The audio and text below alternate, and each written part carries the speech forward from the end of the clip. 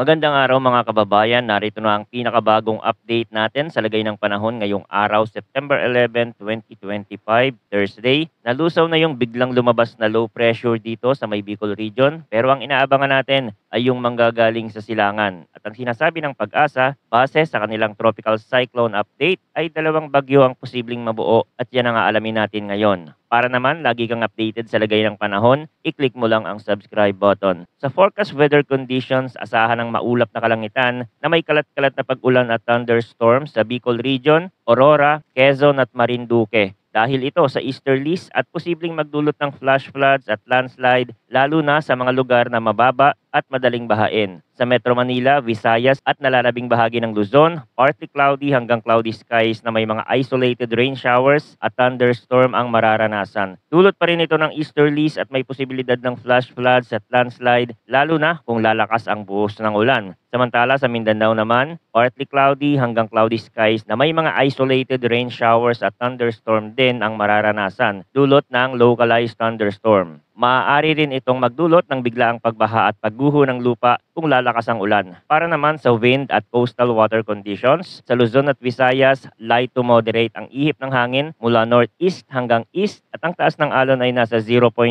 hanggang 1.5 meters. Sa Mindanao, light to moderate ang hangin mula south hanggang southwest at ang taas ng alon ay 0.6 hanggang 1 meters. Ngayon naman, dumako tayo sa pinakabagong tropical cyclone threat potential forecast na inilabas ng pag-asa kahapon. Para sa week 1 mula September 10 hanggang September 16, 2025, wala pang nakikitang tropical cyclone-like vortex o TCLV sa loob ng Philippine Monitoring Domain. Ngunit, ayon sa forecast, dalawang TCLV ang posibleng mabuo ngayong linggo. Ang TCLV-1 ay posibleng mabuo sa silangang bahagi ng Philippine Area of Responsibility at kikilos patungong Visayas, Mindanao at Southern Luzon areas. Ang TCLV-2 naman ay inaasahang mabubuo sa silangang bahagi ng Tropical Cyclone Information Domain at Tropical Cyclone Advisory Domain. Pareho itong may low hanggang moderate likelihood na maging ganap na bagyo. Para naman sa week 2 mula September 17 hanggang September 23, inaasahan na ang TCLV-1 ay lalabas ng Philippine Area of Responsibility at tutungo sa Vietnam. Samantala, ang TCLV-2 ay kikilos patungong hilagang silangang bahagi ng PAR at TICAD na may mababa hanggang katamtamang tsansa pa rin ng pagdevelop bilang isang bagyo. Ibig sabihin, bagamat wala pa tayong bagyo sa loob ng bansa, may mga posibleng sistema na mabuo sa paparating na mga araw. Kaya tayo ay magplano at magsiguro at palaging tumutok sa mga bagong impormasyon na inilalabas ng pag-asa. Dito sa ating channel, patuloy kaming magbibigay ng pinakabagong update para lagi kayong handa sa anumang pagbabago ng panahon. Maraming salamat sa inyong walang sawang pagtutok at suporta at huwag kalimutang mag-ingat lalo na kapag may malalakas na pag-ulan.